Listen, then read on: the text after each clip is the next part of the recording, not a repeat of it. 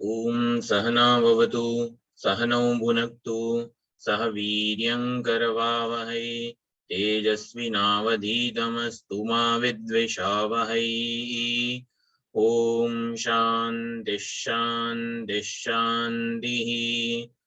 ओम भद्रं कर्णेभिः शृणुयाम देवाः भद्रं पश्येमाक्षभिर्यजत्राः स्थिरैरङ्गैः स्तुष्ट्वागुंसस्तनूभिः व्यशेम देवहितं यदायुः स्वस्ति न इन्द्रो वृद्धश्रवाः स्वस्ति नः पूषा विश्ववेदाः स्वस्ति नस्तार्क्ष्यो अरिष्टनेमिः स्वस्ति नो बृहस्पतिर्दधातु। ओम शांति शांति शांतिः। हरि ओम श्री गुरुभ्यो नमः। हरि ओम। सदाशिवसमारम्भां शङ्कराचार्यमध्यमाम् अस्मदाचार्यपर्यन्तां वन्दे गुरुपरम्परां वन्दे गुरुपरम्पराम्।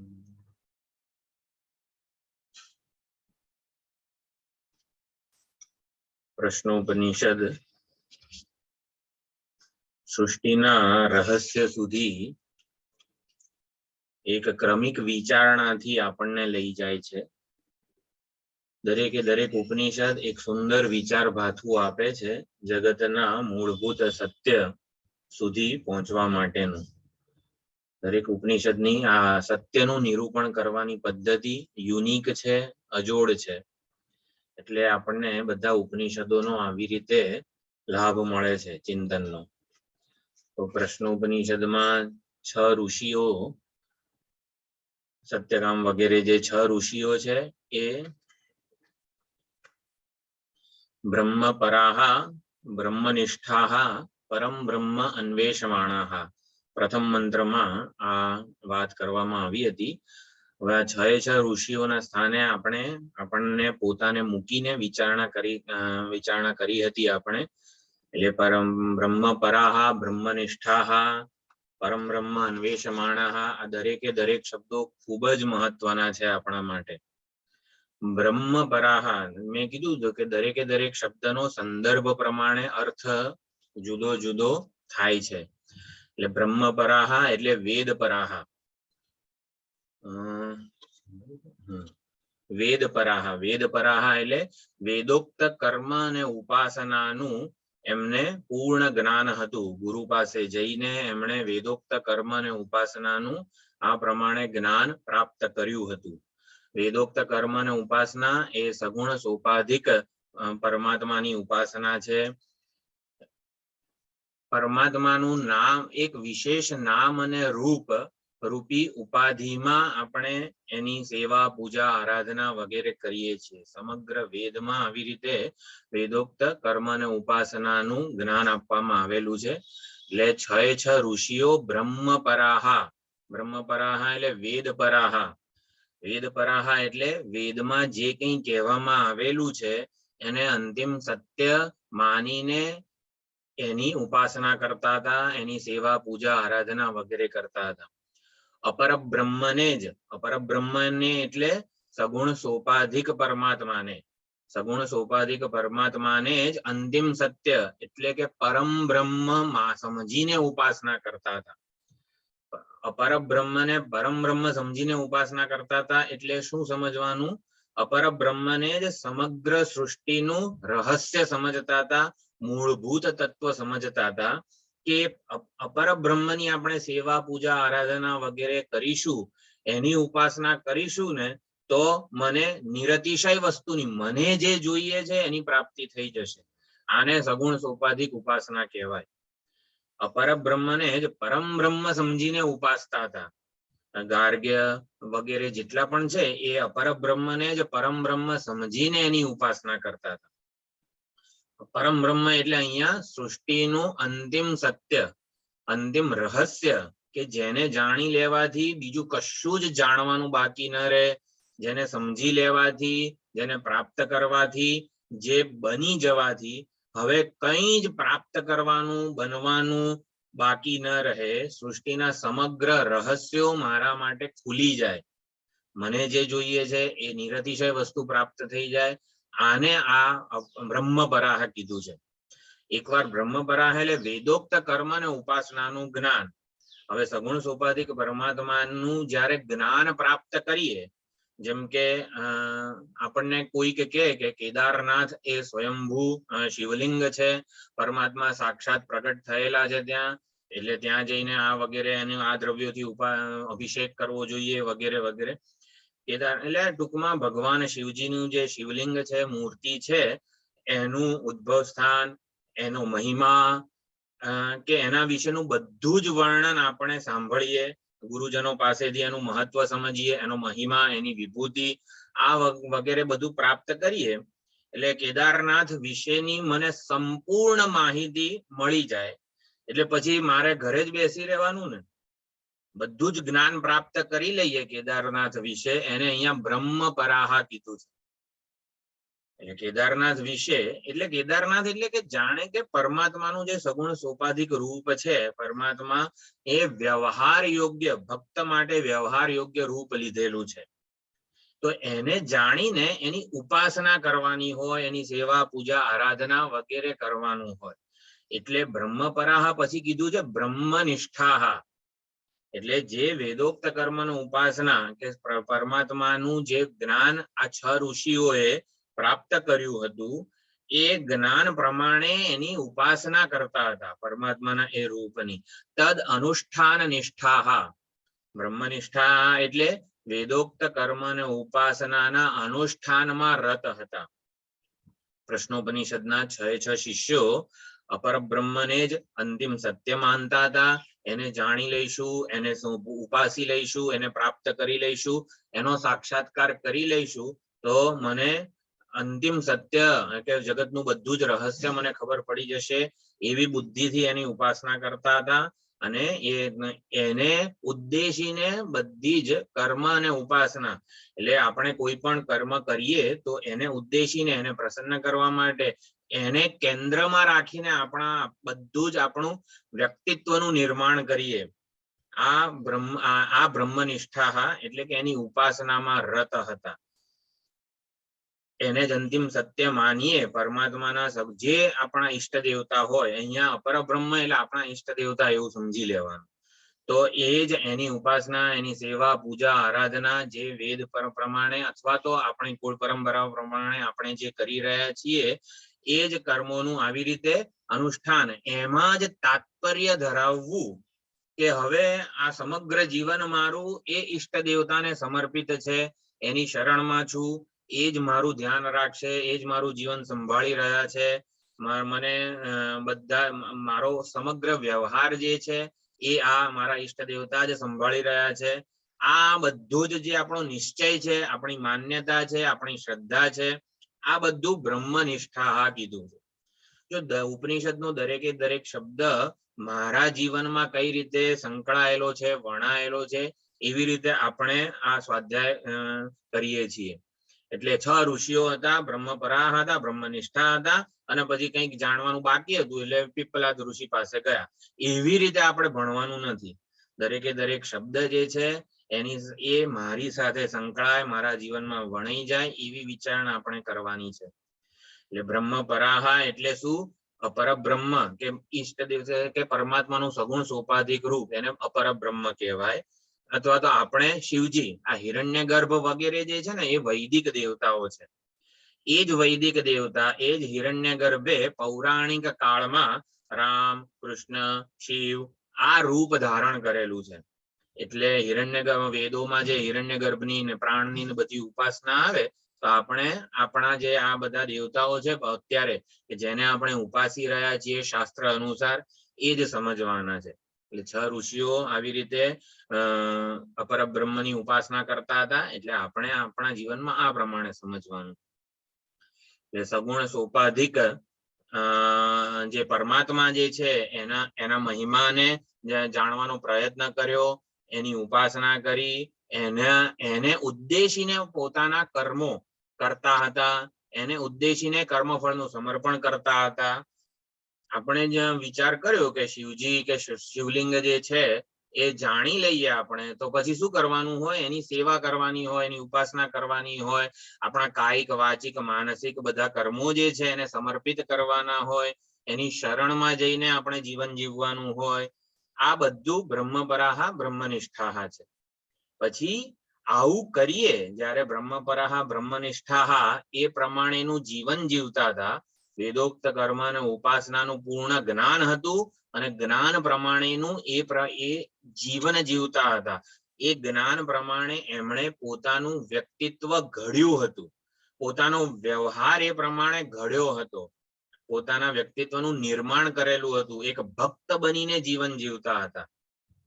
એક આવી રીતે ભગવાનના ભક્ત બનીને પોતાના જીવનનો બધો વ્યવહાર કરતા હતા. એટલે અપરબ્રહ્મના સાક્ષાત્કાર પર્યંતની એમણે સાધના કરી હતી, એટલે બ્રહ્મનિષ્ઠા કીધું છે.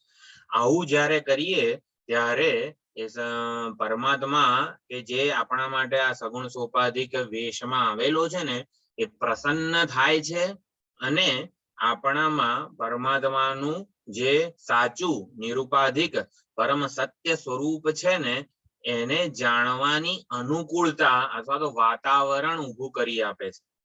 એટલે શ્રુતિમાં શબ્દ છે પરમ બ્રહ્મ અન્વેષમાણઃ. તો બ્રહ્મપરાહા અને બ્રહ્મનિષ્ઠા હોઈએ તો જ પરમ બ્રહ્મ અન્વેષમાણઃ. જો પરમ બ્રહ્મનું અન્વેષણ કરતા હતા, અન્વેષણ એને જાણવાનો પ્રયત્ન કરતા હતા અથવા તો એની વિવિધિશા એમનામાં જન્મી હતી. પરમાત્માનું આ સગુણ સોપાધિક રૂપ જે છે એની ઉપાસના કરવાથી આ જગત પણ પરમાત્માનું સગુણ સોપાધિક રૂપ જ છે.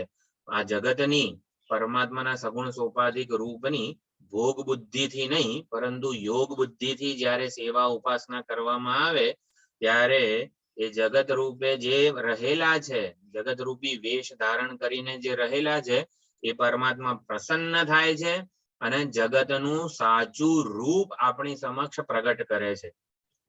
સેવા ઉપાસના કરવાથી જ આપણું અંતઃકરણ જે છે એ શુદ્ધ થાય, નિર્મળ થાય અને પછી આપણામાં એની સંભળાય છે બરોબર? વચ્ચે કટ થઈ જાય. કટ થઈ જાય છે. હા,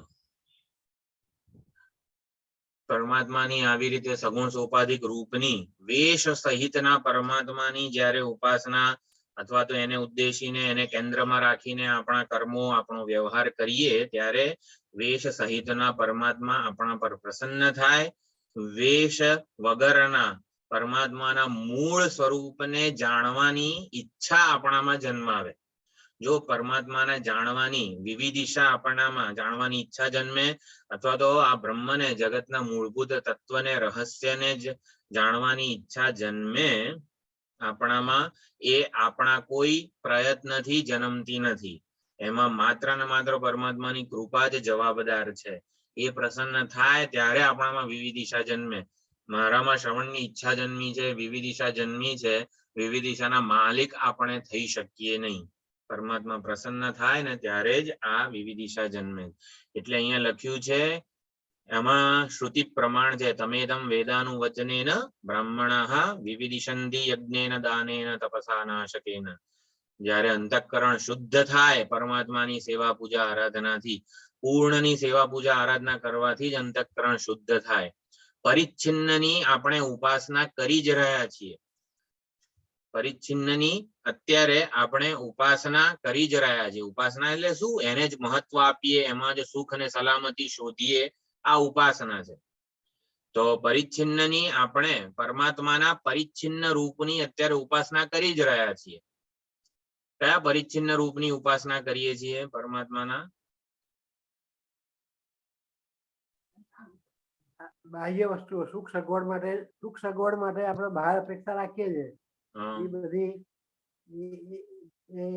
શરીરની ઉપાસના કરીએ છીએ ને શરીર. હા, આ શરીરની ઉપાસના પરિચ્છિન્ન છે એટલે પરિચ્છિન્નની ઉપાસના કરી જ રહ્યા છીએ અત્યારે.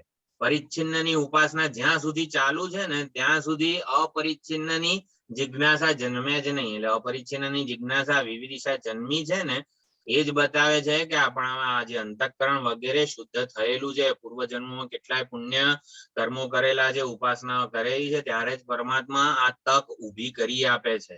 આ તક ઊભી થઈ છે ને એ જ બતાવે છે કે કેટલાય પુણ્ય કર્મોના પરિણામે આ બધું નિષ્કામ પુણ્ય કર્મો કર્યા હોય ને તો સકામ પુણ્ય કર્મો કરીએ ને તો બધા સુખ સગવડના સાધનો મળે. ક્લાસમાં જવું હોય ને તો આપણે સ્કૂટર પર નહીં પરંતુ મર્સિડીઝમાં જઈએ, સકામ પુણ્ય કર્મો કર્યા હોય. પરંતુ નિષ્કામ પુણ્ય કર્મો કર્યા હોય તો અંતઃકરણ શુદ્ધ થાય, તીવ્ર વૈરાગ્ય અને મુમુક્ષા પ્રાપ્ત થાય, જે જ્ઞાન પર્યંત ટકી રહે ને એવી સાધન ચતુષ્ટય સંપત્તિ પ્રાપ્ત થાય. આ બધું પરમ બ્રહ્મ અન્વેષમાણઃ છે. વિવિધિશા ક્યારે જન્મે? એમાં તો પરમાત્માની કૃપા જે છે એ કામ પરમાત્માનું છે. વિવિધિશા જન્મ પછી વિવિધિશા ટકી રહે, ફળ પર્યંત નહીં બને, તીવ્ર અને દ્રઢ બની રહે, એના માટે આપણે આવો પ્રયત્ન કરવાનો છે. નિરતિશય વસ્તુને જાણવાની ઈચ્છા આપણામાં જન્મે કે જે પરમાત્માને હું આ ઉપાસી રહ્યો છું, જેને સેવી રહ્યો છું, શિવલિંગ, શિવ ભગવાન, કૃષ્ણ ભગવાન, રામજી, આ બધાની જે હું ઉપાસના કરી રહ્યો છું, ક્યાં સુધી એને મારાથી ભિન્ન રૂપે જ સમજુ અને ઉપાસું, ક્યાં સુધી એને મારાથી દૂર જ રાખવું, હંમેશા દૂર રાખીને જ કેમ ભજવું એને? એ મૂળ શું છે, પરમાત્માનું સાચું સ્વરૂપ શું છે એ જાણવાની ઈચ્છા થાય. અને બધું પછી પરમાત્મા ગુરુ પાસે મોકલી આપે, શ્રવણનો અવસર પ્રાપ્ત કરાવી આપે, આ બધું કરાવી આપે. એટલા માટે અહીંયા લખ્યું છે પરમ બ્રહ્મ અન્વેષમાણઃ. આ પ્રમાણે થાય. અન્વેષમાણઃ હતું એટલા માટે પિપ્પલાદ ગુરુ પાસે શ્રદ્ધા પૂર્વક હાથમાં સમિધ લઈને ગયા. પિપ્પલાદ ઋષિ જે છે એ આવી રીતે બીજા મંત્રમાં કીધું કે 1 વર્ષ સુધી તમે પુનઃ બ્રહ્મચર્ય, શ્રદ્ધા, તપ પૂર્વક અહીંયા નિવાસ કરો. 1 વર્ષ, 1 સંવત્સર વર્ષ ગુરુકુળ વાસનું એમણે આજ્ઞા આપી. અને પછી જે કંઈ પૂછવું હોય એ પૂછજો. કેમ આવ્યા છો ને એવું પૂછ્યું નથી. સૌથી પહેલા આ બહુ મહત્વનું છે. કેમ આવ્યા છો એવું પહેલા આપણે હાથમાં સમિધ લઈને જઈએ, હા વર્ષ સુધી રહો તમે, એટલે પણ કેમ આવ્યા છો એવું કશું જ પૂછ્યું નથી. કારણ કે એમને ખબર હતી આ બધા 6 ઋષિ મુનિઓ જે છે ને એ આ બ્રહ્મ વેદોક્ત કર્મોની ઉપાસના કરી ચુક્યા છે, શુદ્ધ હૃદય વાળા છે જ. અને હવે એ નિર્વિશેષને, પરમ તત્વને, રહસ્યને જાણવાની ઈચ્છા છે. એના માટે એમને જાણે કે વિવિધિશા સંન્યાસની દીક્ષા આપી, અથવા તો આ શ્રવણ માટેની ભૂમિકા સર્જાય એ લોકોના અંતઃકરણમાં. અત્યાર સુધી શું હતું? એ લોકોનું જીવન કંઈક બનવા માટેનું, કંઈક પ્રાપ્ત કરવા માટેનું, કર્મ અને ઉપાસના માં જે પ્રકારના મનનું નિર્માણ થયેલું હોય, એટલે કંઈક સત્યને પણ જાણી લઈએ, પછી સત્યના સાક્ષાત્કાર માટે કંઈક કરવું પડે, એને ઉપાસવું પડે, કે આવા પ્રકારના મનના નિર્માણ વાળા હતા, અથવા તો એવી વિચારણા વાળા હતા. હવે શું છે કે the need four cognitive change. Cognitive change શબ્દ કહેવાય છે કે હવે કંઈક છે ને બનવામાંથી જાણવામાં આપણું વ્યક્તિત્વનું આખું પરિવર્તન થવું જરૂરી છે. અહીં જે તત્વને જાણવા માંગુ છું એ મારાથી જુદું નથી. અને માટે એક પ્રકારનું અહીંયા જેને કહેવાય ને કે માનસિક વિચારણા જે છે ને એ આખી જુદી જ હોય છે. અને એ બધું સમજાય એમને ગુરુ સેવાથી જ આ બધી વસ્તુઓ સમજાય છે. આ ગુરુ સેવા વિવિધિશા સંન્યાસ પૂર્વક જ આનું શ્રવણ કરવું જોઈએ.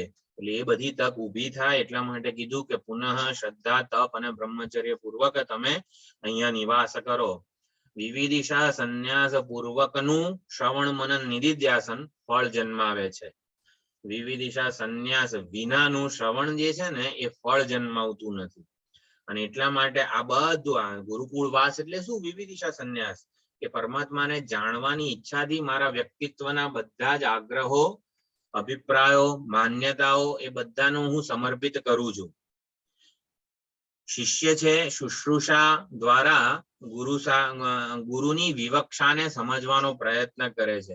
ગુરુકુળ વાસનું મહત્વ પણ આપણે સમજ્યા કે શુશ્રુષા અને વિવક્ષા એ બંને વચ્ચે એક સુંદર સંવાદિત વાતાવરણ સધાય એના માટે ગુરુ જે અર્થને ધ્યાનમાં રાખીને ઉપદેશ આપે છે એ અર્થ જ શિષ્ય ગ્રહણ કરી શકે એના માટે આ ગુરુકુળવાસ ખૂબ જ જરૂરી છે.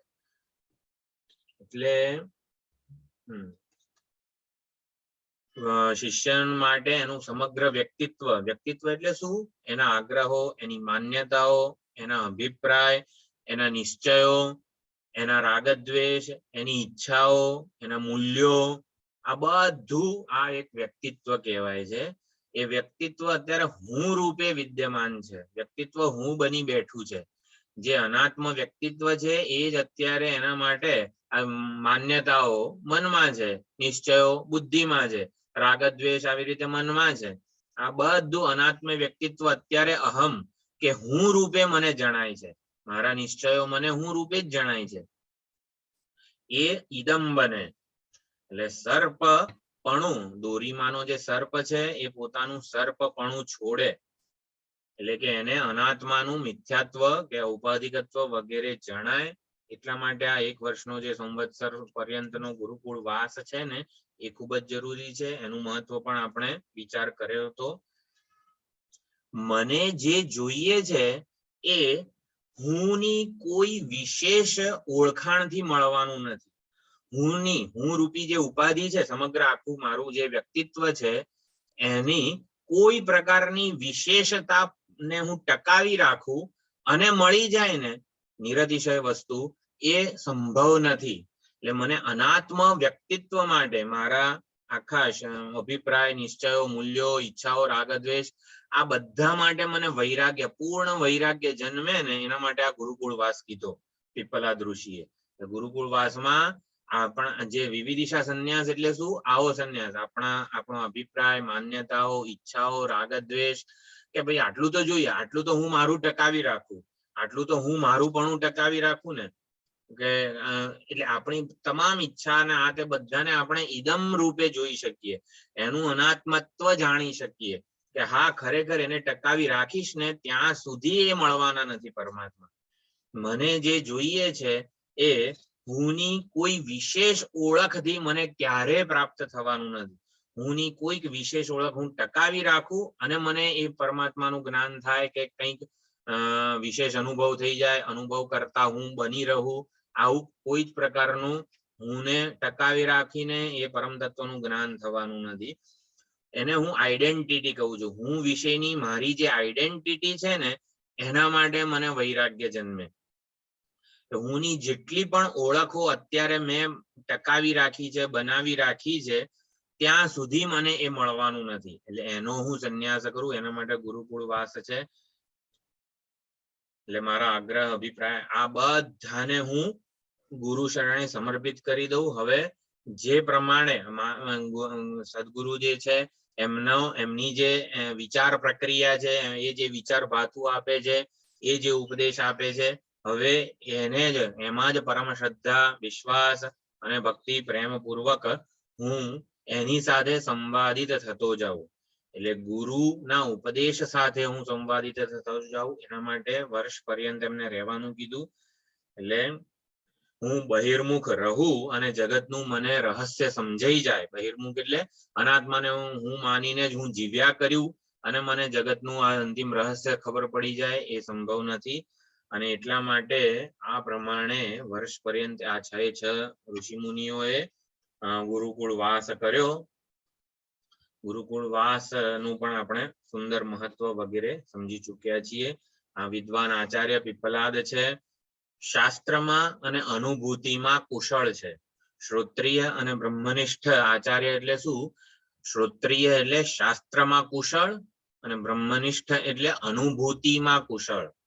એટલે પરમ સત્યને હું રૂપે પ્રગટ કર્યા ત્યાં સુધી અવગતિ પર્યંત શિષ્યને એની પરમ તત્વની ઓળખ કરાવી શકે છે. શ્રોત્રિય બ્રહ્મનિષ્ઠ એવા પીપલાદ આચાર્ય છે અને વર્ષ પર્યંત એમને રહેવાનું કીધું. આટલું આપણે વિચાર કરેલો છે.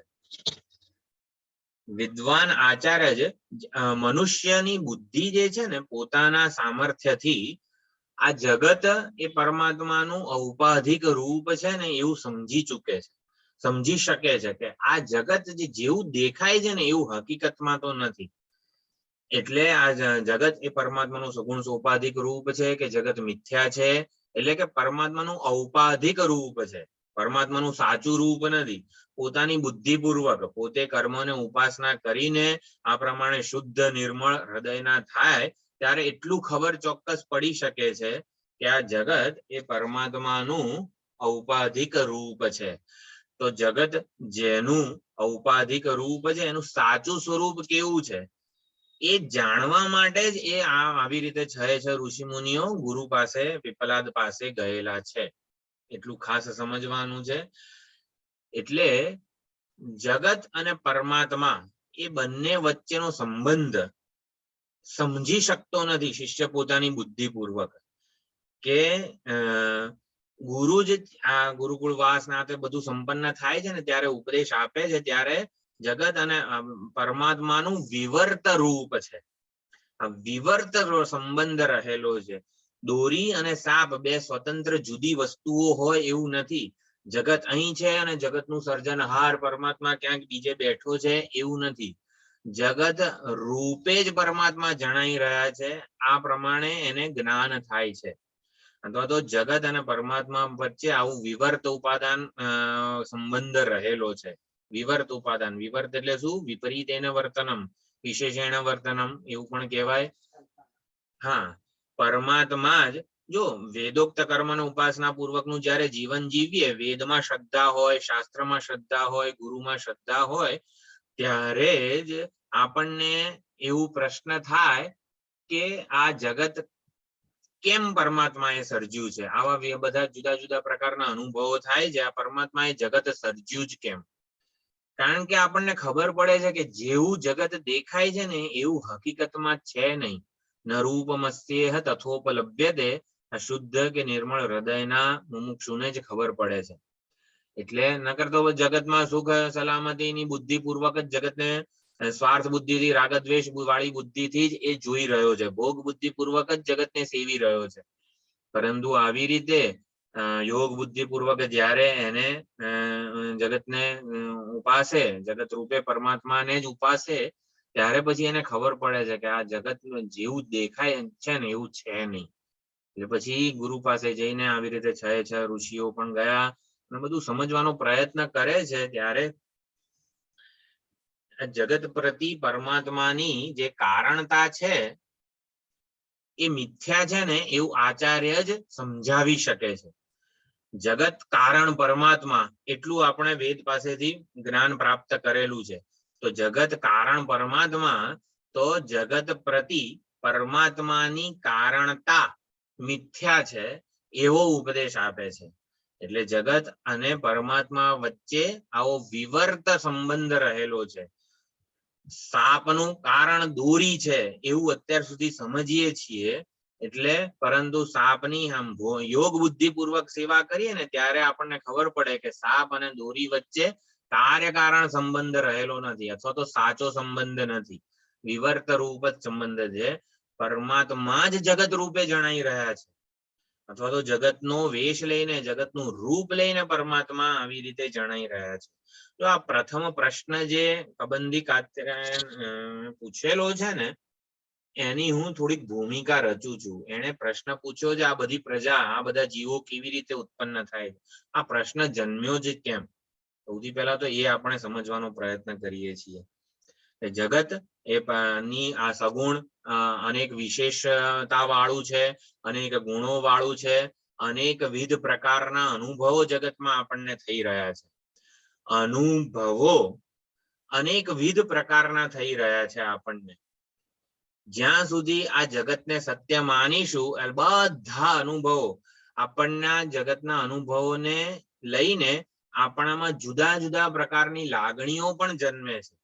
જગતમાં સત્ય બુદ્ધિ હોવાથી આપણને જગતને જોઈને અનેક પ્રકારની લાગણી જન્મે છે.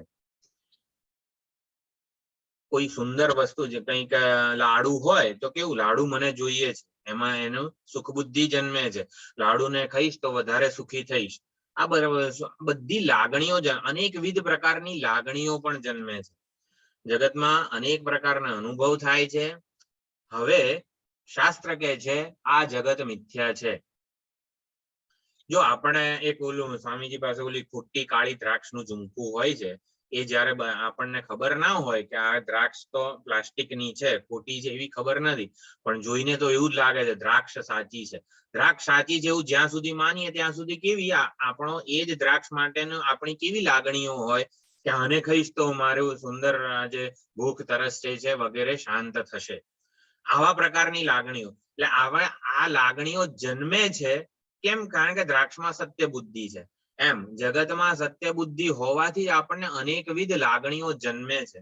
હવે જયારે શાસ્ત્ર એમ કે છે આ જગત મિથ્યા છે, આ દ્રાક્ષ બધી જે હતું એ મિથ્યા છે એવી ખબર પડે છે જયારે, આ તો પ્લાસ્ટિકની છે, એમાંથી મને કઈ સુખ કે વગેરે આનંદ કે ભૂખ તરસ મારી કોઈ લાગણીઓ સંતોષાય એવી નથી એવું ખબર પડે છે. એટલે કે લાગણીની એક પણ જરૂરિયાત મારી જગત પાસેથી પૂરી થાય એવી છે જ નહીં.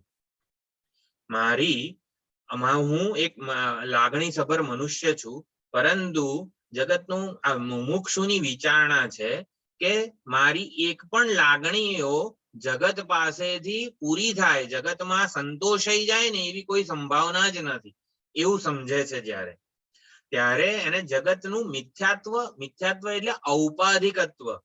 ઔપાધિકત્વ એટલે આપણે શુદ્ધ સ્ફટિક હોય એની બાજુમાં લાલ રંગનું પુષ્પ મૂકીએ તો જે લાલપણું જે છે ને, સ્ફટિકમાં લાલપણું, આપણને લાલ સ્ફટિક જણાય છે, તો લાલપણું જે છે ને એને ઔપાધિક કીધું છે.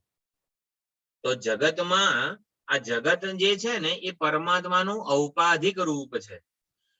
શુદ્ધ સ્ફટિકનું ઔપાધિક રૂપ શું છે? લાલ સ્ફટિક.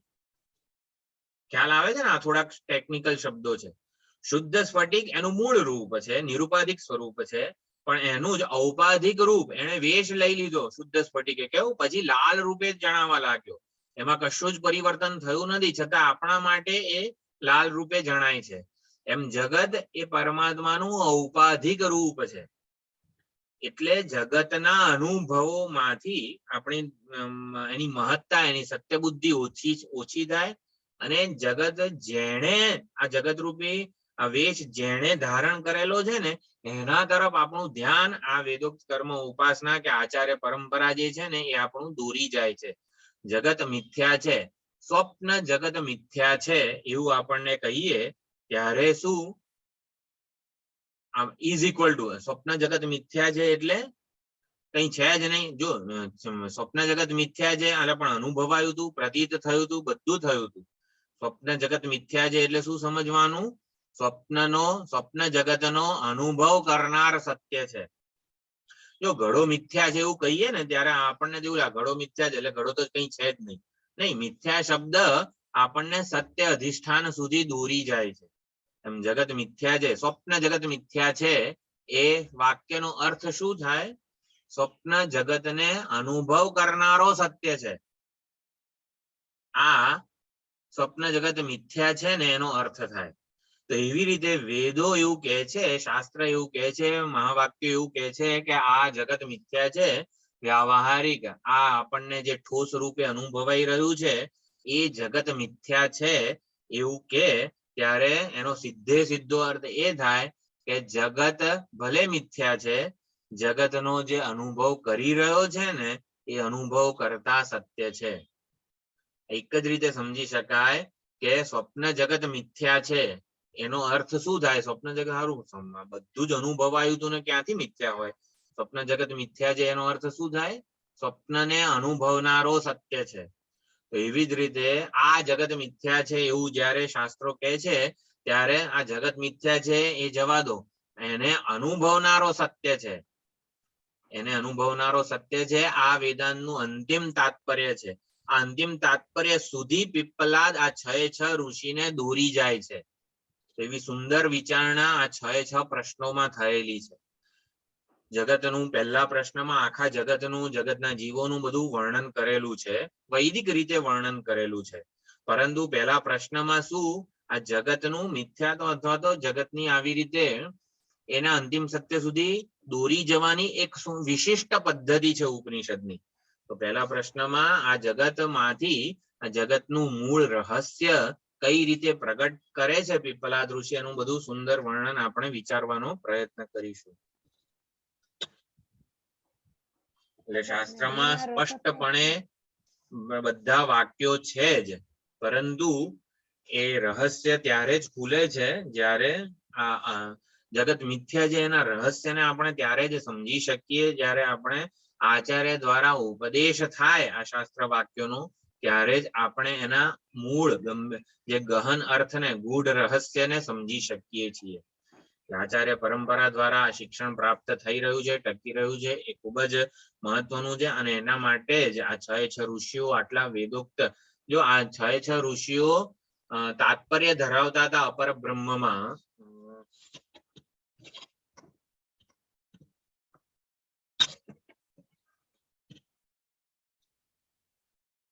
અપર બ્રહ્મને જ પરમ બ્રહ્મ માનીને ઉપાસતા હતા.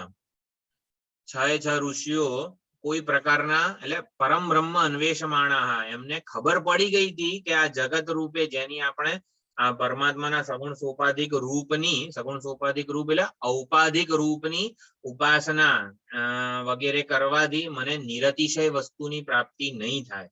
અને એટલે પરમ બ્રહ્મની એમને વિવિધિશા જન્મી હતી અને પરમ બ્રહ્મને જાણવા માટે જ પીપલાદ પાસે ગયા હતા. કંઈક વિશેષ અનુભવ પ્રાપ્ત કરવા માટે કે કર્મ અને ઉપાસનાનું કંઈક જુદું જ્ઞાન પ્રાપ્ત કરવા માટે નતા ગયા. ચોખ્ખું ઉપનિષદે કીધું છે પરમ બ્રહ્મ અન્વેષમાણા. પરમ બ્રહ્મ એટલે નિરુપાધિક સ્વરૂપને, પરમાત્માના નિરુપાધિક સ્વરૂપને જાણવા માટે એ લોકો આ 6 ઋષિઓ પીપલાદ પાસે ગયા હતા. આ પ્રમાણે પ્રથમ 2 મંત્ર જે છે એની આપણે વિચારણા પહેલા કરી ચૂકી હતી.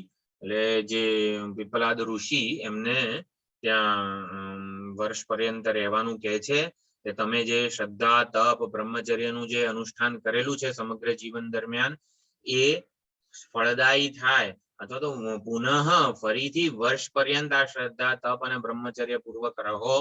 એટલે અત્યાર સુધી તમે જે આ બધું અનુષ્ઠાન કરેલું છે એ પરમાત્માના જ્ઞાન માટે પર્યાપ્ત નથી. હવે બનવામાંથી જાણવાની ભૂમિકા સર્જાય ને એના માટે પુનઃ તમે વર્ષ પર્યંત તપ, બ્રહ્મચર્ય વગેરે સાથે રહો. તપ એટલે ઇન્દ્રિય સંયમ, બ્રહ્મચર્ય ને આ તે બધા વેદોક્ત સાધનો છે પરમાત્માની પ્રાપ્તિ માટેના. આપણું અધિકારીત્વ જે છે એને તૈયાર કરે છે. એટલે બ્રહ્મ વિદ્યાની પ્રાપ્તિ માટે, બ્રહ્મ વિદ્યા ધારણ થાય, એની યોગ્યતા મળે, એનું આખું આપણું વ્યક્તિત્વનું ઘડતર થાય, અથવા તો વિવિધિશા સંન્યાસ પૂર્વક શ્રવણ મનન નિધિધ્યાસન થઈ શકે, એની તૈયારી થાય. એના માટે વર્ષ પર્યંત રહેવાનું કીધું. હવે વર્ષ થઈ ગયું, વર્ષ પર્યંત એટલે વર્ષના સંવત્સર સમાપ્ત થયું. અને પછી જે પહેલો જે 6 શિષ્યમાંથી 6 જે ઋષિ મુનિ હતા, જે કબંદી કાત્યાયન છે આવે છે અને પ્રશ્ન પૂછે છે. તો એ આપણે હવે બીજી વખત પાછું જોઈન થઈએ. અહીંયા આ સેશન એન્ડ થયું, બીજી વાર એની જ ક્લિક કરીએ અને પાછા જોઈન થઈ જઈએ.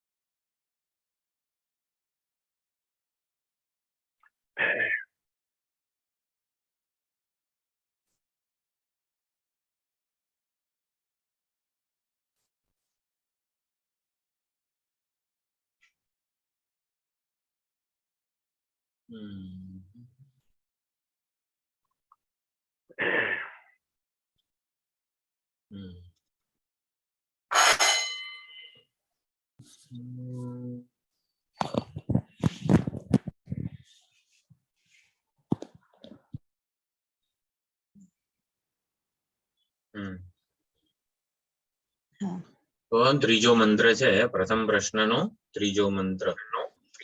પહેલા તો બીજા મંત્રમાં શ્રદ્ધા, તપ અને બ્રહ્મચર્ય પૂર્વક રહેવાનું કીધું. શ્રદ્ધા એટલે આપણે વિચાર હોકાર. કર્યો હતો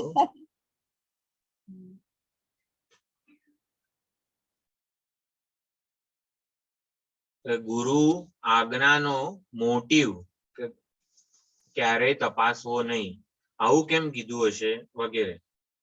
શ્રદ્ધા એટલે ઓપન એન્ડ રિસેપ્ટિવ માઇન્ડ, એને શ્રદ્ધા કીધી છે. ગુરુ આજ્ઞાનો મોટિવ કયા ઉદ્દેશ્યથી આવું કીધું હોય એ વિચારવાની તસ્દી આપણે ન લઈએ. એટલે ગુરુ શાસ્ત્રમાં આપણી પ્રમાણ બુદ્ધિ હોય, ગુરુ અને શાસ્ત્રમાં બંનેમાં પ્રમાણ બુદ્ધિ હોય. શ્રદ્ધા ગુરુ અને કે આશ્રમ આ બે માંથી એકેમાં આપણી સિક્યોરિટી અથવા તો અટેચમેન્ટ ન થવું જોઈએ. સંભળાય છે?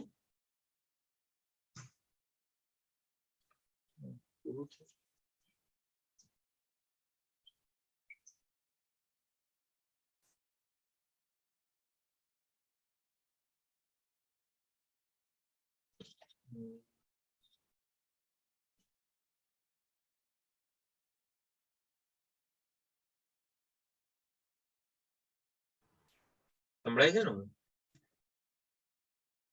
હા, ઓકે. કે બંધ થયું.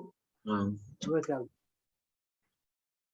ગુરુમાં કે આશ્રમમાં સિક્યુરિટી કે અટેચમેન્ટ, આપણે સલામતીની ભાવના એ પણ ન હોવું જોઈએ.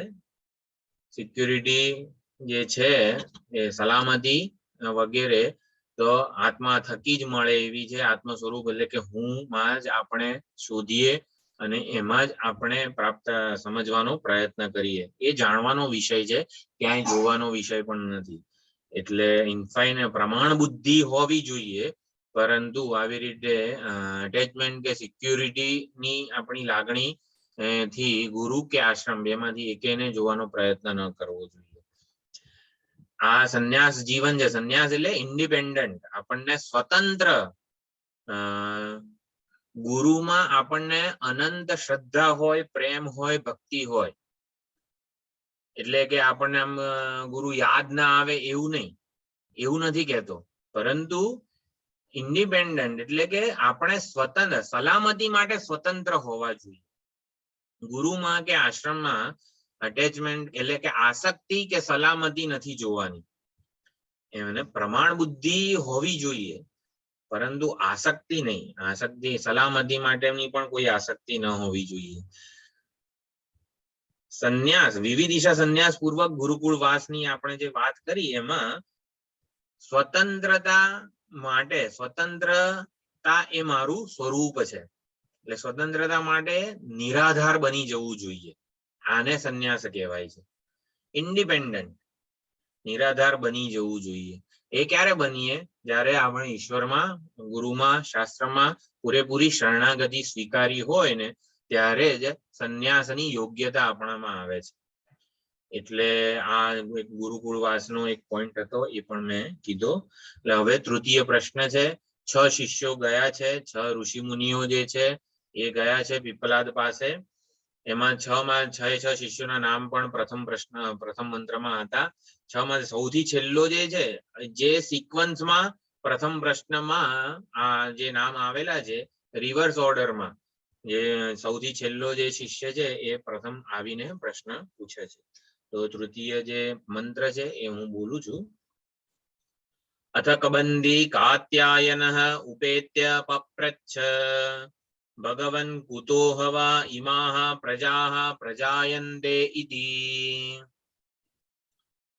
કબંધી કાત્યાયન એ ઋષિનું નામ છે. કબંધી એ નામ છે અને કાત્યાયન એ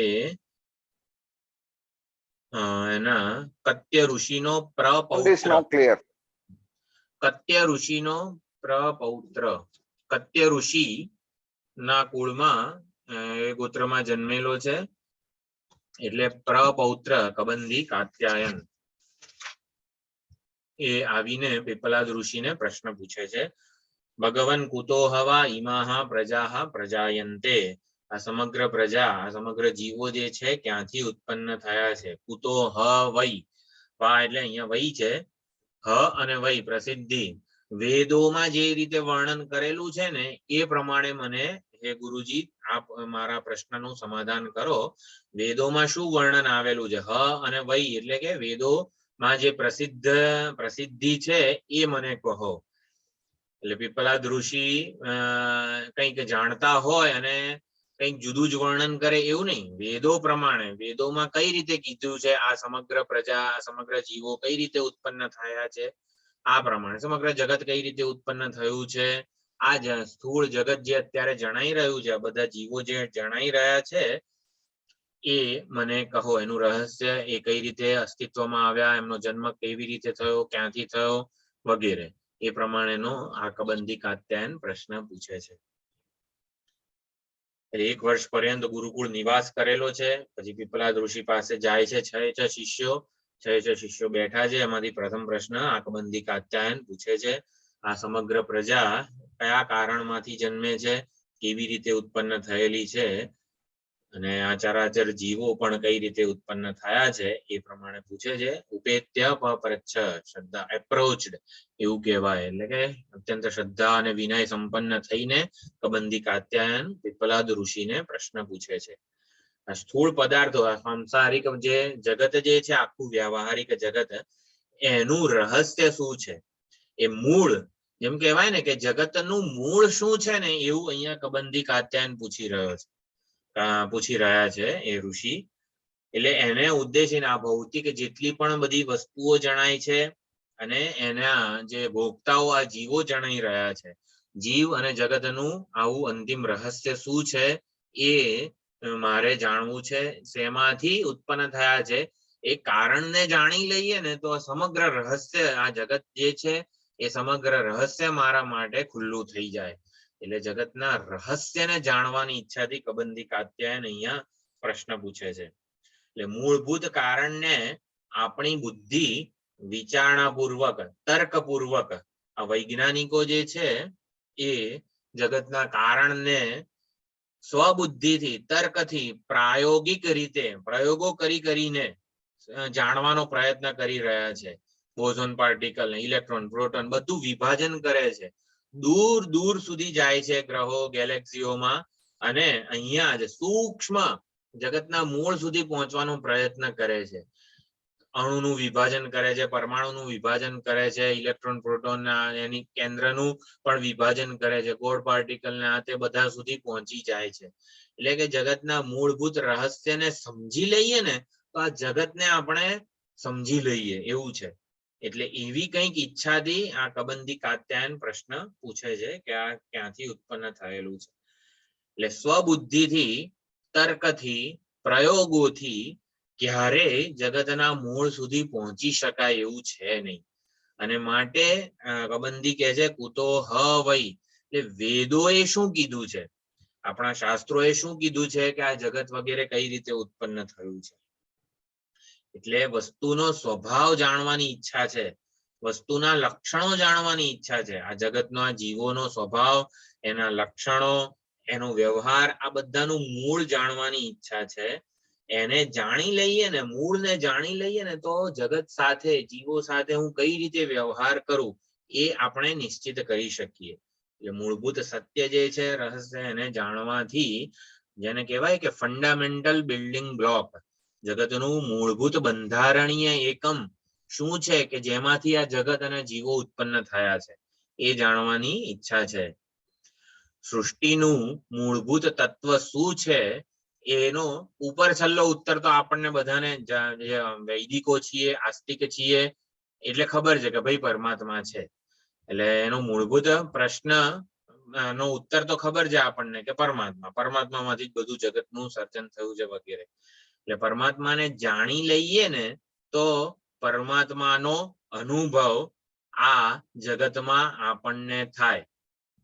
જો કબંધી કાત્યાયન કયું મનમાં કંઈક તાત્પર્ય રાખીને પ્રશ્ન પૂછે છે, આ જગત શેમાંથી ઉત્પન્ન થયું, કેવું શું લાગે છે હે ગુરુજી તમને કે આ જગત શેમાંથી ઉત્પન્ન થયું છે, એવું નથી. કંઈક મનમાં કે એને જાણી લઉં ને તો એનો અનુભવ મને આમાં થાય. મને અત્યારે અનેક ઘરેણાઓનો અનુભવ થતો હોય, આ ઘરેણાઓ શેમાંથી ઉત્પન્ન થયા છે એવું જ્યારે કરે તો જે ઉત્તર આપે ગુરુજી, તો મને ઘરેણામાં એ તત્વનો અનુભવ થાય. આપણને ખબર છે કે સુવર્ણ, હવે ઘરેણામાં સુવર્ણનો અનુભવ મને થતો ન હોય, એટલે કે નામ રૂપનું વધારે હું મહત્વ આપતો હોઉં કે ગમે તે રીતે, તો જગતના રહસ્યને જાણી લઉં, એ પરમાત્માને જાણી લઉં તો ફાયદો શું થાય આપણને? અત્યારે સમગ્ર જગતમાં કે જીવો રૂપે મને પરમાત્માનો અનુભવ થાય. આ અહીં સુધી આપણે પહોંચવાનું છે ઉત્તર દ્વારા. તેના માટે આ ભણવાનું છે. પ્રથમ પ્રશ્ન જો પ્રથમ પ્રશ્નમાં થોડું ઘણું જે લોકોને ખબર છે પ્રશ્નોપનિષદ, રહી ને પ્રાણ ને સંવત્સર ને આ બધું કંઈક વર્ણન આવે છે. વેદ કંઈક, આ પ્રશ્નોપનિષદ કંઈક જુદી જ રીતે એ પરમાત્મા સુધી પહોંચાડે છે આપણને. દરેક ઉપનિષદની પોતાની એક યુનિક પદ્ધતિ છે. આપણે શું સમજવાનું છે? પરમાત્માને એટલે કે જગતના મૂળ કારણને સમજી લઉં તો, જાણી લઉં તો એનો અનુભવ મને આ જગતમાં થાય. એ ખાસ અહીંયા સમજવાનું છે. એટલે આપણને આ દૃશ્ય જગત સાચું લાગે છે, અનેકવિધ દૃશ્ય પદાર્થો જણાઈ રહ્યા છે, દૃશ્ય જગત સાચું લાગે છે, પરંતુ આ પરમાત્માને જાણી લઈએ તો પરમાત્માનો મને અનુભવ થાય. આ પરમાત્માનું સાચું સ્વરૂપ કેવું છે ને એ બધું જાણવાનું છે. આ દૃશ્ય પદાર્થોમાં સત્ય બુદ્ધિ રહેલી છે ને એટલા માટે આપણને એ જણાય છે, પરંતુ પરમાત્માને જાણી લઈએ તો પરમાત્માનો અનુભવ થાય. કઈ રીતે? અનુભવ કરતા રૂપે. પરમાત્મા ઈદમ રૂપે, તો ઈદમ તો પરમાત્માનું ઔપાધિક રૂપ છે, વિવર્ત રૂપ છે. પરમાત્મા અહમ રૂપે જણાય, હું રૂપે, અનુભવ કરતા રૂપે, દ્રષ્ટાના સ્વરૂપે જણાય.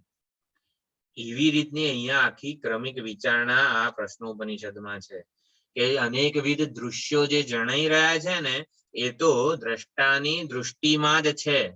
અહીં વિવર્ત રૂપે આખું સમજાવવામાં આવે છે, આ રહસ્ય પ્રગટ કરવામાં આવે છે. પરમાત્મા જગતનું અધિષ્ઠાન છે અને જગતનું અધિષ્ઠાન એ દ્રષ્ટા જ છે.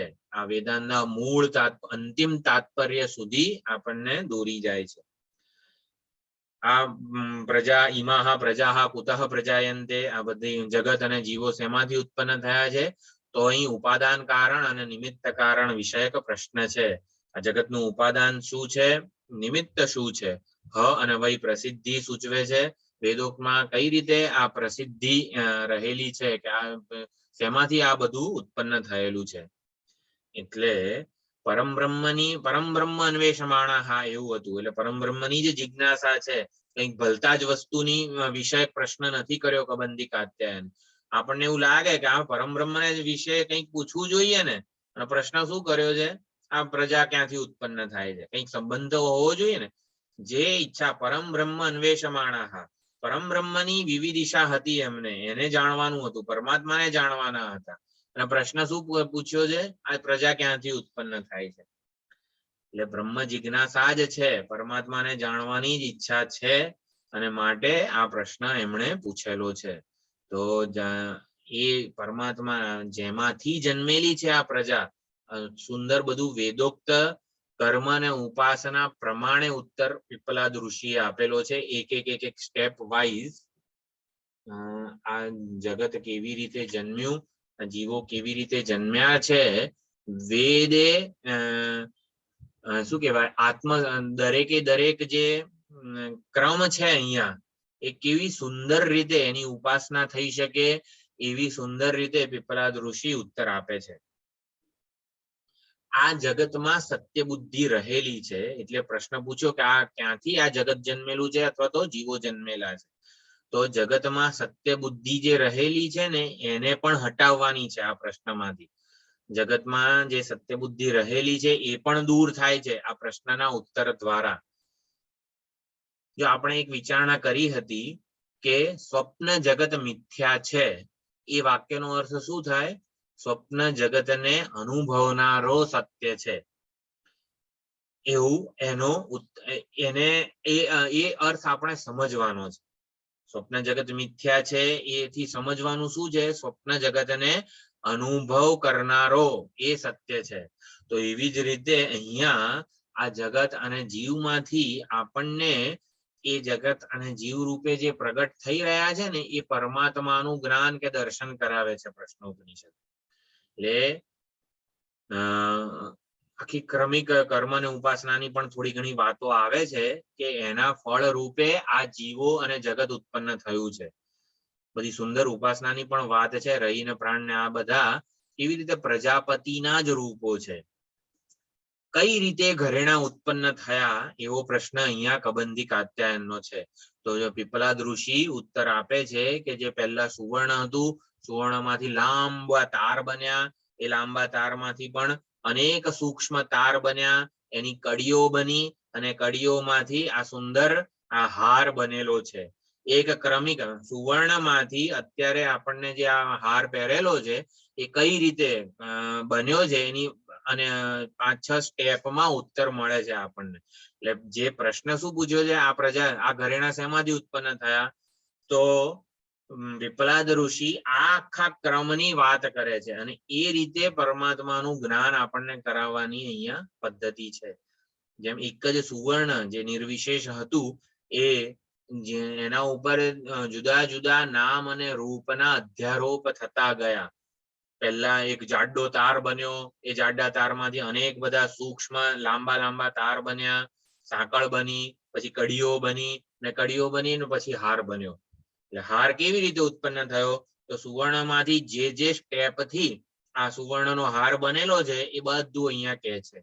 તો અહીંયા વેદોક્ત રીતે કહે છે. થોડુંક અત્યારે આપણને આ વર્ણન પરથી એવું લાગે આ જમાનામાં કે આ રહી ને પ્રાણ ને સંવત્સર ને દક્ષિણાયન ઉત્તરાયણ આ તે બધું શું છે, પરંતુ છે ને અંદર રહસ્ય આ બધું છુપાયેલું છે કે આ રીતે ક્રમિક રીતે કર્મ અને ઉપાસનાના ફળ રૂપે જ આ જીવો ઉત્પન્ન થયા છે, જગત ઉત્પન્ન થયું છે. પ્રજાપતિએ તપ કર્યું એ આગળનો મંત્ર છે. એટલે આવી રીતે થોડીક રહસ્યમય વિચારણા અહીંયા કરેલી છે. આ સ્થૂળ શરીરની ઉત્પત્તિનો ક્રમ પૂછે છે કબંધી કાત્યાયન. આ જીવો જે અત્યારે જણાઈ રહ્યા છે, અનેકવિધ જીવો, અનેકવિધ ઈચ્છા વાળા, અનેકવિધ સ્વભાવ વાળા, વિચારો વાળા, નિશ્ચયો વાળા જીવો જણાઈ રહ્યા છે, એ બધા કેવી રીતે ઉત્પન્ન થયા. સ્થૂળ શરીર ની ઉત્પત્તિનો ક્રમ જાણે કે અહીંયા પૂછે છે. અહીંયા આ બધું એમ જ ઉત્પન્ન નથી થયું, કંઈક કર્મ અને ઉપાસનાના પરિણામે જીવો સર્જાયા છે. તો એ આખી ઉપાસના કે એ બધા વેદોક્ત પગથિયાઓનું અહીંયા નિરૂપણ કરેલું છે. શેના માટે અહીંયા નિરૂપણ એ પ્રમાણે કરેલું છે કે જેથી કર્મ અને ઉપાસના પૂર્વક આ જીવોની ઉત્પત્તિ થયેલી છે. પૂર્વકલ્પમાં જે પ્રમાણેની આપણે ભાવનાઓ સેવી હશે, જે પ્રમાણેના કર્મો કર્યા હશે, એ પ્રમાણે ક્રમિક રીતે આ બધા જીવોની ઉત્પત્તિ થયેલી છે. તો એ કર્મ અને ઉપાસના ફળ માટે વૈરાગ્ય જન્મે એ હેતુ પણ આ પ્રથમ પ્રશ્નમાં રહેલો છે. એનાથી વૈરાગ્ય જન્મે તો આ પરમ બ્રહ્મનું ને જાણવાની ઈચ્છા થાય, એ પણ એક હેતુ અહીંયા રહેલો છે. આ જગતમાં સત્ય બુદ્ધિ રહેલી છે. સત્ય બુદ્ધિ એટલે શું? સુખ અને સલામતીની બુદ્ધિ. આપણને આ જગતના જે સ્થૂળ પદાર્થો છે એમાં સુખ અને સલામતીની બુદ્ધિ રહેલી છે. તો એમાંથી સુખ અને સલામતીની બુદ્ધિ ઓછી થાય, એનું શિથિલીકરણ થાય, એ હેતુથી વેદો કર્મ અને ઉપાસનાનું નિરૂપણ કરે છે કે જેથી આ લોકના વિષયોમાં આપણી જે ભોગેચ્છા છે ને એ ઓછી થાય અને પરલોક કર્મ અને ઉપાસના કરીશું તો આ લોકના લાડુથી ક્યાં મોહિત થઈએ. આ લોકનો લાડુ તો 2 મિનિટ ટકવા વાળો છે ને એનું આમ થોડું ઘણું નિંદા થાય, અને પછી સ્વર્ગમાં જે લાડુ મળે છે ને એનું બહુ સુંદર મહાન વર્ણન થાય. જો આવું કરીશ ને તો સ્વર્ગનો લાડુ મળશે, સ્વર્ગમાં જઈશ ને જે લાડુ ખાઈએ ને તો તૃપ્ત ના થાય, અમે ખાતા જ રહીએ ને આમ તેમ બધું સુંદર વર્ણન કરે સ્વર્ગના લાડુ. સ્વર્ગનો લાડુ જોઈએ છે ને કે હા આ લાડુમાંથી તું વૈરાગ્ય પામ, આ લાડુ પાછળ રચ્યો પચ્યો ના રે. સ્વર્ગનો લાડુ જો કેવો સુંદર છે ને કેવો આમ છે, મહાન છે ને આમ તેમ વર્ણન કરે. એટલે શું, આ લોકના ભોગોમાં આપણી જે સુખ કે સલામતીની બુદ્ધિ છે ને એ કર્મ અને ઉપાસનાથી એનું શિથિલીકરણ થાય અને પરલોક અથવા તો ઉત્કૃષ્ટ આવી રીતે લોક એટલે કે એમાં જે ફળ ભોગો રહેલા છે ને એની ઈચ્છાથી આપણે એ કર્મની ઉપાસના કરીએ. એ કર્મની ઉપાસના કરીએ તો ફાયદો શું થાય? આ લોકના જે સુખ ભોગ રહેલા છે ને એમાંથી વૈરાગ્ય જન્મે. એટલે જે ક્ષણિક ભોગો છે ને એમાંથી સુખ અને સલામતીની બુદ્ધિ ઓછી થાય અને આપણે પરલોક, હવે પછી પરલોકની જ્યારે આપણને સુખ ભોગની પ્રાપ્તિ થાય એની પણ આપણે લિમિટેશન, એની મર્યાદા પણ આપણે સમજી શકીએ. એટલે આ વેદોક્ત કર્મનો ઉપાસનાનું સૌથી પોઝિટિવ પાસું એ છે કે વેદોક્ત કર્મ ઉપાસનાઓ કરીએ ને ત્યારે એના ફળ રૂપે જે મળે છે ને એની મર્યાદા પણ આપણે જાણી શકીએ છીએ. એટલે આ પ્રમાણે આખું જે પ્રજાપતિ એટલે અહીંયા પરમાત્મા એવું સમજીએ આપણે કે પરમાત્માએ આ સમગ્ર જગતનું જીવોનું કેવી રીતે સર્જન કર્યું એની અત્યારે સુંદર વાત આવવાની છે. તો પ્રથમ પ્રશ્ન પૂછે છે કબંદી કાત્યાયન, કઈ રીતે આ જગતના જીવો ઉત્પન્ન થયા છે? એટલે જીવો ઉત્પન્ન થાય ત્યારે જે જે સ્ટેપમાં એ જીવોની ઉત્પત્તિ થાય છે એ આપણે જાણીએ જ્યારે વેદ જે પ્રશ્નોપનિષદ જે રીતે કહે છે એ પ્રમાણે જાણીએ ત્યારે ખબર પડે કે આહા આટલા બધા દુઃખો રહેલા છે જીવો ઉત્પન્ન થાય એમાં. કેટલી બધી પ્રોસેસમાંથી પંચાગ્નિ વિદ્યાનું જે રૂપ હતું, પંચાગ્નિ વિદ્યા 5 અગ્નિમાંથી પસાર થઈને આ જીવો વરસાદ રૂપે આ પૃથ્વી ઉપર આવે છે. પૃથ્વીમાં અન્ન એટલે કે ઔષધિઓ રૂપે જન્મે છે. ઔષધિઓમાંથી પુરુષ શરીરમાં આવે, પછી સ્ત્રી શરીરમાં જાય, પછી જીવો ઉત્પન્ન થાય વગેરે. આ પ્રકારનું થોડુંક વર્ણન છે. એટલે ખબર પડે કે દરેકે દરેક સ્ટેપમાં કેટલો બધો આ દુઃખ રહેલું છે. જીવો જે રીતે જન્મે છે એમાં કેટલો બધો આવા દુઃખ રહેલું છે. અત્યારે આપણે ભૂતકાળના દુઃખોની વિસ્મૃતિ થયેલી છે અને તો જ આપણે વર્તમાનમાં જીવી શકીએ છીએ. ગર્ભવાસથી માંડીને નાના હતા ત્યારે પણ જે દુઃખો આપણને પડ્યા છે ને એકે યાદ નથી આપણને, તો જ આપણે વર્તમાનમાં જીવી શકીએ છીએ. એ બધા દુઃખો જન્મથી માંડીને વૃદ્ધિથી માંડીને બધા જેટલા દુઃખો છે ને એ બધું અહીંયા નિરૂપણ થાય છે જેથી આપણને વૈરાગ્ય જન્મે. આ પ્રજા ક્યાંથી ઉત્પન્ન થઈ છે? આ પ્રશ્ન શેના માટે છે? આપણને વૈરાગ્ય જન્મે ને એના માટે છે. એટલે જેટલું પણ વર્ણન અહીંયા જે છે એ શેના માટે આવશે? આપણને વૈરાગ્ય પરિપક્વ થાય, બીજી વાર જન્મવું જ નથી મારે, આ નિશ્ચય થાય ને એના માટે બધું વર્ણન છે. આપણને છે ને ઉપર છેલ્લી દ્રષ્ટિએ આ રહી ને પ્રાણ ને બધું શું છે ને એવું થશે, પરંતુ આપણે છે ને તાત્પર્યમાં જ જઈશું અને જે મૂળ વિચારણા છે એ જ કરીશું જેથી આપણે શું જે ગ્રહણ કરવાનું છે આપણા જીવનમાં એ આપણે સમજી શકીએ. એટલે જન્મ ભગવાને જે જન્મ જીવોને જે કષ્ટ પડે છે જન્મે ત્યાં સુધી જે કષ્ટમાંથી પસાર થવું પડે છે, અનેક કર્મોનો ઉપાસનાઓ કરીએ છતાં પણ આવી રીતે જન્મ અને મૃત્યુની પરંપરામાં જ અટકેલા રહીએ છીએ અને એમાંથી વૈરાગ્ય જન્મે અને આ બધું પ્રયોજન છે આ પ્રથમ પ્રશ્નનું. એટલે પ્રશ્ન કરતા જે 6 હતા એમાંથી પ્રથમ પ્રશ્ન આવી રીતે પૂછ્યો છે અને શાસ્ત્રોક્ત રીતે પીપલાદ ઋષિ ઉત્તર આપે છે. ઉપાદાન અને નિમિત્ત કારણની ચર્ચા કરે છે થોડીક અને હવે ઉત્તર આપવાની શરૂઆત કરે છે. ચોથો જે મંત્ર જે છે એ હું આપણે ખાલી ભાષાંતર જોઈ લઈએ એનું. તસ્મૈ સહોવાચ પ્રજાકામો વૈ પ્રજાપતિઃ સ તપઃ અતપ્યત સ તપસ્તપ્ત્વા સ મિથુનમ ઉત્પાદયતે રયિં ચ પ્રાણમ ચ ઇતિ એતૌ મે બહુધા પ્રજાઃ કરિષ્યતે ઇતિ એતૌ મે બહુધા પ્રજાઃ કરિષ્યત ઇતિ. પ્રજાકામો વૈ પ્રજાપતિઃ, પ્રજાની ઈચ્છા વાળા પ્રજાપતિએ સ તપઃ અતપ્યત, એને તપ કર્યું અને તપ કરીને સૃષ્ટિનો સ તપઃ તપ્ત્વા એટલે સૃષ્ટિનો પ્રારંભ તપ પૂર્વક કરેલો છે. અહીંયા પ્રજાપતિ એટલે પરમાત્મા. સો કામયત બહુશ્યામ પ્રજાએતિ જે તૈતરીયમાં પણ વર્ણન છે. આ સો કામય પરમાત્માએ ઈચ્છા કરી, સહ અકામયત એકોહમ બહુશ્યામ હું એક છું અનેક રૂપે થઈ જઉં. તો આ સો કામયત એને હિરણ્ય ગર્ભ કીધો છે. સો કામયત એને બ્રહ્માજી કીધા છે. જે શેષશાહી વિષ્ણુ છે એને આપણે પરમાત્મા અથવા તો પ્રજાપતિ એવું આપણે કહીએ. સમષ્ટિ કારણ પ્રપંચ અભિમાની જે ચૈતન્ય છે એને આપણે પરમાત્મા સમજીએ અથવા તો વિષ્ણુ ભગવાન સમજીએ. પછી એ પરમાત્માને આવી રીતે ઈચ્છા થાય સો કામયત આ જગતનું સર્જન કરવું, જીવોનું સર્જન કરવું, એને હિરણ્યગર્ભ કે બ્રહ્માજી એમની નાભીમાંથી અવ્યાકૃત પ્રપંચ અભિમાની જે વિષ્ણુ છે પરમાત્મા એમની નાભીમાંથી આવી રીતે હિરણ્યગર્ભનું કે બ્રહ્માજીનું સર્જન થાય વગેરે. જે વેદોમાં વાત છે ને એને જ પુરાણોએ પિક્ચરાઇઝ કરી છે, વિઝ્યુલાઇઝ કરેલું છે કે જેથી આપણે સરળતાથી સમજી શકીએ. તો વિષ્ણુ ભગવાન જે છે એ કારણ પ્રપંચ અભિમાની ચૈતન્ય પરમાત્મા કે ઈશ્વર કહેવાય. પછી બ્રહ્માજી જે છે એ હિરણ્યગર્ભ કહેવાય કે હિરણ્યગર્ભ પરમાત્મા જ હિરણ્યગર્ભ રૂપે રૂપ ધારણ કરે. એટલે આ સો કામયત જે છે ને એ પ્રજા કામહ એટલે સો કામયત પ્રજાની ઈચ્છા કરવું એવો જે સંકલ્પ થાય છે ને એને બ્રહ્માજી કીધા છે, હિરણ્યગર્ભ કીધા છે. એમણે તપ કર્યું તો કેવું તપ કર્યું વગેરે બધું વર્ણન છે. અને પછી એમણે કઈ રીતે આ સમગ્ર સૃષ્ટિનું જીવોનું સર્જન કરેલું છે. તો મિથુનમ ઉત્પાદયત રહીમ ચ પ્રાણમ ચ એ પરમાત્માએ તપ કર્યું. અને તપ કર્યું એટલે શું, પહેલા કલ્પમાં કેવી રીતે સૃષ્ટિ ઉત્પન્ન થઈ હતી એ વેદોનું જ્ઞાન એમને તપ કરવાથી વેદોનું જ્ઞાન સ્ફુર્યું.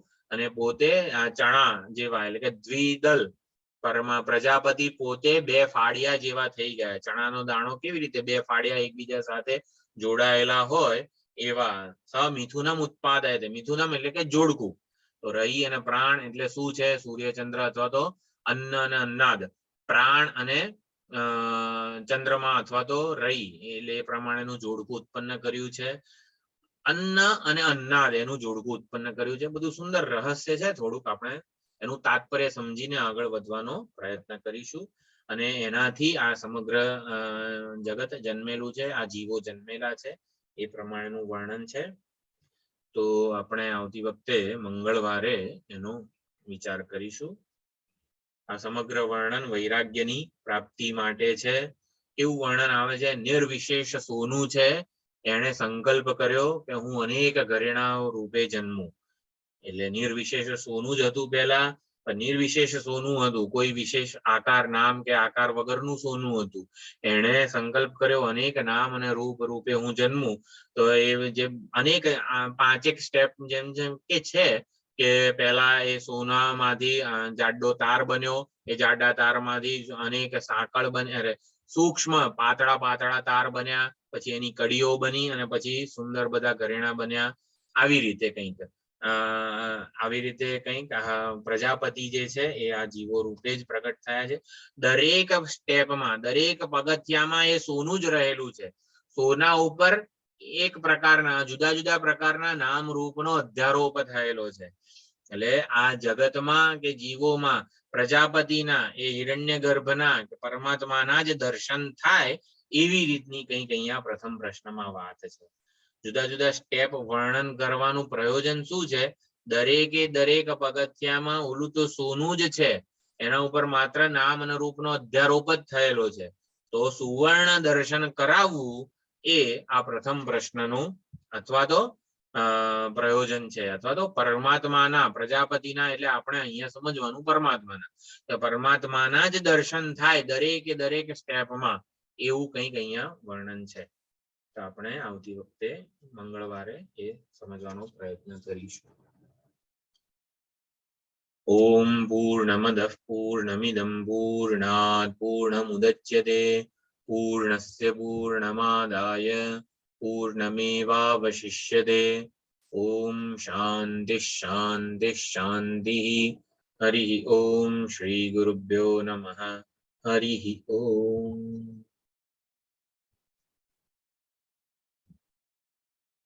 મંગળવારે